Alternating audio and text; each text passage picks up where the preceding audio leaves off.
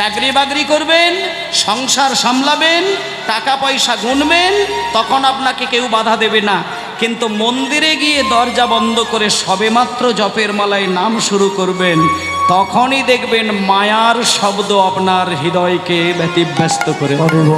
নিতাই গৌর প্রেমানন্দে হরি বল। তাই জন্য অক্রূরকে বললেন তুমি যাও। এবার যখনই অক্রূর এক পা দুপা করে বৃন্দাবনের মাঠে গিয়ে দাঁড়ালো, মায়েরা খুব সুন্দর করে চিন্তা করবেন, বৃন্দাবনের মাঠে গিয়ে যেই সুদামা, শ্রীদাম, দাম, বসুদাম সকলের মাঝখান থেকে যখন কৃষ্ণকে দুম করে তুলে নিয়ে সোনার রথের ওপরে চাপিয়ে বিদায় হচ্ছে, এমন সময় এতগুলো বন্ধু ছিল, তাদের কান্না আর সুদামার কান্না এক বিষয় হলো না।